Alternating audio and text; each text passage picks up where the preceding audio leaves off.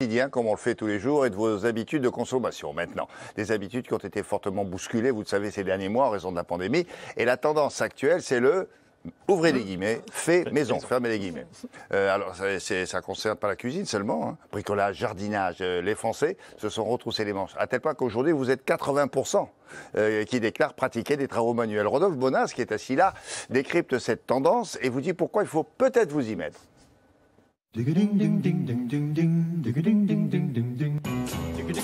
Si vous décryptez le Bonas, ça veut dire peut-être vous y mettre. Ça veut dire. C'est bien. Pas compris tout à l'heure. Ah c'est ça, moi je parle ça couramment désormais. Le faire soi-même, ou on appelle ça aussi le fait maison, ça s'est accéléré, c'est vrai, avec le confinement. Mais ça existait déjà avant, non? Oui, bien sûr, William. On a tous en tête, vous savez, ces souvenirs de nos parents, nos grands-parents, qui faisaient le potager, qui reprisaient les vêtements, même à une certaine époque, ou encore, bien sûr, se mettaient en cuisine. Alors, quand je dis les grands-parents, souvent, c'était d'ailleurs les femmes qui réalisaient ce type de tâche il y a quelque temps. Heureusement, les choses se sont un peu améliorées dans notre société. Les garçons ont repris eux-mêmes leurs chaussettes. Exactement, ils se mettent à faire ce travail. Tu parles. Aujourd'hui, malheureusement, la chaussette est devenue jetable, hein, vous le savez, quasiment dans cette logique. Alors, c'est vrai, le confinement nous a permis de toucher du doigt une première tendance, c'est que finalement, on évoluait dans une économie internationale et donc on a vécu un certain nombre de pénuries sur des produits auxquels on ne s'attendait pas. Vous vous souvenez, le paracétamol, on a vécu tous ces éléments-là, on s'est dit, tiens, il y a des choses qui sont bloquées, qui tout d'un coup ne dépendent pas d'une logique locale. Et puis, on a passé beaucoup de temps à la maison. Et quand surtout ça, bien sûr. Oui, bien sûr. Quand on passe du temps à la maison, c'est aussi du temps libre. Et c'est à ce moment-là qu'on se met, vous le disiez, à décorer, bricoler, jardiner. On fait la cuisine plusieurs fois par jour, ce qui n'était pas le cas avant la pandémie. Ensuite, de temps en temps, qu'est-ce qu'on fait maintenant? On va pas regarder la télé toute la journée, quoique. Vous pouvez. Et alors, donc, s'il y a un jardin, on bricole. Et on bricole. Et alors, on fait un petit truc artistique éventuellement. Exactement, on essaye de pousser ça. Alors, ce qui est assez amusant, c'est que pendant la pénurie, au printemps 2020, la première pénurie que l'on a eue, c'était des produits qui étaient autour de la pâtisserie. Parce qu'on s'est mis à faire beaucoup de gâteaux, on a eu des problèmes. Ah oui, la farine. Exactement. Exactement. La fameuse famine. 37%, figurez-vous, des Français déclarent avoir acheté pendant cette période des produits de bricolage ou bien de cuisine ou de décoration. Ça veut dire quoi? Qu'ils se disaient, oh là là, ça va peut-être durer longtemps. Il faut qu'on stocke, quoi. Alors, les Français font ça souvent, hein, souvenez-vous. Oui, un petit peu, William. Juste pour le papier toilette. Oui, pas que. Oui, le papier toilette, le sucre, le riz, etc. Exactement. Alors, c'est vrai, oui, vous avez raison, William, mais surtout, les Français ont découvert de nouvelles compétences, c'est-à-dire une nouvelle créativité. Et c'est clairement la question qu'on a voulu se poser, c'est qu'est-ce qui se passe? Eh bien, pour ça, on a trouvé une jeune Française, figurez-vous, une jeune décoratrice de 23 ans, une jeune créatrice plutôt, spécialisée dans les vêtements et accessoires pour bébé. Vous allez voir, elle a 23 ans, elle vend ça sur Internet. Regardez ce reportage, c'est passionnant.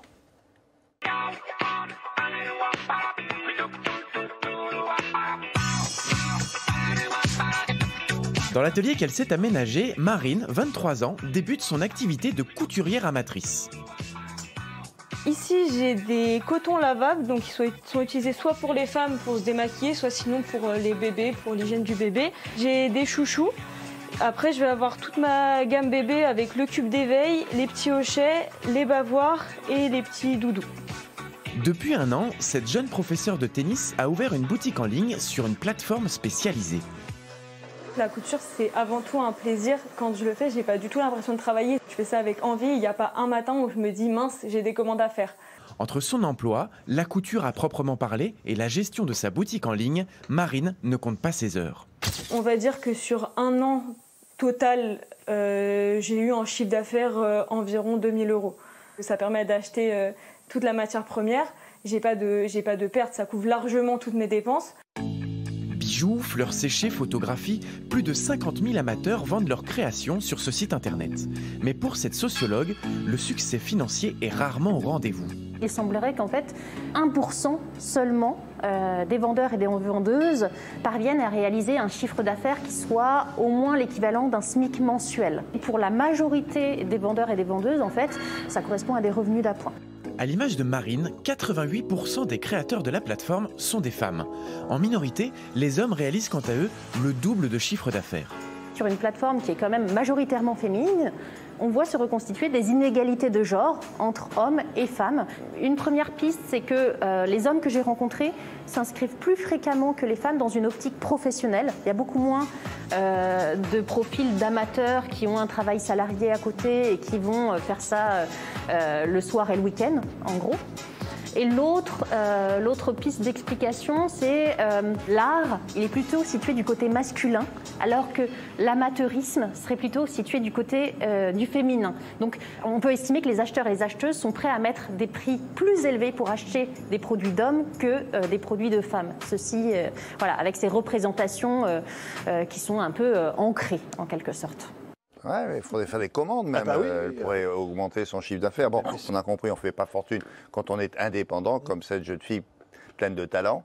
Mais est-ce qu'on fait des économies quand même là? Quand on fait maison, eh bien oui, figurez-vous qu'il y a l'Observatoire Leclerc de la nouvelle consommation qui nous informe qu'on pourrait faire jusqu'à 270 € d'économie lorsqu'on fait sa cuisine à la maison par soi-même, par an. Donc c'est pas rien non plus. Et alors après, il y a une autre étude aussi qui s'est mis en tête de comparer, William, quand vous achetez vos produits alimentaires, entre si vous les faites à la main, à la maison, quelque part, vous cuisinez à la maison, ou bien si vous achetez des plats préparés. Alors là, c'est la très sérieuse Institut national de la recherche pour l'agriculture, l'alimentation et l'environnement. Eh bien, il nous explique que lorsque vous prenez les coûts des ingrédients plus l'énergie consommée, eh bien, vous gagnez près de 60 centimes d'euros par plat lorsque vous le faites à la maison. En revanche, si on y ajoute le temps passé, parce que, pardon, c'est presque rien, oui, d'accord ? Pourquoi ? Parce que le dispositif industriel est tellement optimisé que finalement, quand on compare, c'est presque le même prix. En revanche, c'est ça aussi, lorsque vous rajoutez le temps que vous y passez, parce que finalement le temps c'est de l'argent, là tout d'un coup les plats industriels sont beaucoup plus compétitifs lorsque vous le faites par vous-même à la maison si vous voulez. Donc ça c'était pour vous expliquer un petit peu qu'est-ce que vous avez intérêt ou pas à faire les plats préparés à la maison par vous-même. Mais moi ce que j'ai tendance à dire ici, c'est quand même aussi magique de faire la cuisine, même si on y passe un peu plus de temps, parce qu'on peut la faire en famille et aussi choisir ses ingrédients. C'est à ce moment-là, lorsque vous faites la cuisine à la maison, eh bien, vous êtes sûr de la qualité de vos ingrédients, sûr du type de cuisson, sûr aussi de ne pas avoir d'additifs qui sont parfois rajoutés dans ces dispositifs. On est un peu écolo, on est un peu... Un peu écolo, on fait attention. Ouais. Ça ne touche pas que l'alimentaire, puisqu'en effet, vous savez qu'on peut aussi fabriquer à la maison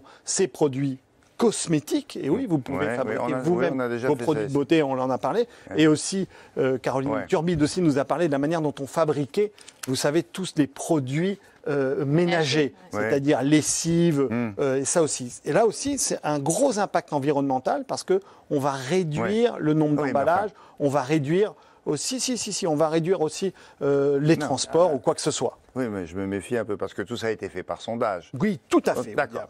Mais ça me fait penser au sondage que l'on a effectué il y a quelques années auprès des téléspectateurs. Souvenez-vous de ça. Alors, on vous posait des questions. Qu'est-ce que vous préférez, les émissions de variété de Guy Lux ou les émissions littéraires de Bernard Pivot? Et on vous répondait, c'est les émissions littéraires de Bernard Pivot. Et en fait, avec les audiences, on voyait bien que c'était faux. Alors, moi, je me méfie un petit peu des sondages dans lesquels les consommateurs se valorisent un peu. Ils disent, je suis très écolo, je suis éco-responsable. Voilà.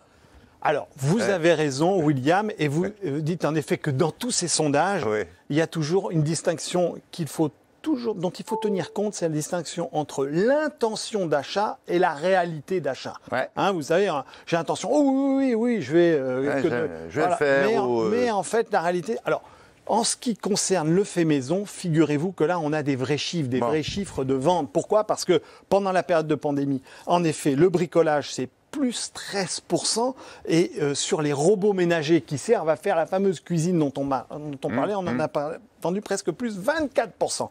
Donc vous voyez comme quoi, là pour le coup, les sondages corroborent avec les actes. Les Français sont alignés. Bon, on vient de voir donc que le consommateur, vous, madame, monsieur, aime bien, quoi qu'on en dise, le fait maison. Mais il n'y a que lui de gagnant dans cette affaire, le consommateur. Alors, non, bien sûr que non, William. Il y a de nombreux, entre guillemets, business, de nombreuses idées, de nombreux créateurs qui s'engouffrent dans cette mode du fait maison. Alors en 2018, l'Observatoire de la société de consommation disait que ce fait maison, c'était près de 95 millions d'euros de chiffre d'affaires, donc ce n'est pas rien. Eh bien, ça se développe avec plusieurs idées. Tout d'abord, les idées dont on a parlé des start-up, c'est-à-dire vraiment de ces sociétés ultra innovantes. Et j'ose en cite une dans le monde de l'alimentaire, où là c'est assez génial. C'est donc Kitok, Cook Angels ou bien Foodette, ce sont des sites internet. Et là vous choisissez chez eux, en effet que vous voyez à l'écran, vous choisissez ici une recette et on va vous livrer les ingrédients pour que vous puissiez faire la recette à la maison. Comme ça, vous occupez de rien. Ça, c'est vachement bien. Mais vous avez la même chose sur les concepts cosmétiques. Et là, c'est assez génial. C'est Formule Beauté, Jolie Essence, qu'on va voir, ou encore My Cosmétique. Là, c'est pareil. Vous regardez vos produits de beauté, on vous livre les ingrédients et vous les fabriquez à la maison. C'est un peu comme Aromazone, vous savez, dont on parle assez souvent dans cette émission, et qui là aussi a vu son nombre d'utilisateurs multiplié par 100 000. Et enfin, je vais juste quand même vous donner un autre élément. Vous savez que les grands distributeurs ne sont pas en reste, puisqu'il y a une marque qui vend aussi des produits comme ça. Que vous pouvez pas... Et alors, elle a un nom génial, parce qu'elle est présente chez Intermarché, Leclerc, Monoprix. Elle s'appelle WAM. Oh. Oui, William WAM, mais avec 2 A cette fois-ci. WAM, exactement. Voilà. Et ensuite, dernier point. C'est un WAM qui bégaye. Voilà. William Midi. Et les grandes marques aussi ne sont pas en reste, puisque Le Chat vend des paillettes de savon de Marseille et que encore Danone vend des ferments lactiques pour faire des yaourts à la maison. Vous savez quoi? Il y a une start-up aux États-Unis, je ne sais plus quel État, où il se propose de livrer des domaines où n'habitent que des gens très fortunés. Alors, il leur donne les ingrédients pour faire le fait maison, et la ménagère américaine est contente de faire le fait maison. Et il y a les mêmes qui disent, et on prend les déchets, on vient les chercher et on vous les ramène. Il faut, et poubelle. Hop, ils font tout ça. Oui, ils font tout. Ils récupèrent. Alors, évidemment, c'est payant. Mais ces gens-là ont les moyens. C'est formidable. C'est pratique. Voilà, merci beaucoup, Rodolphe.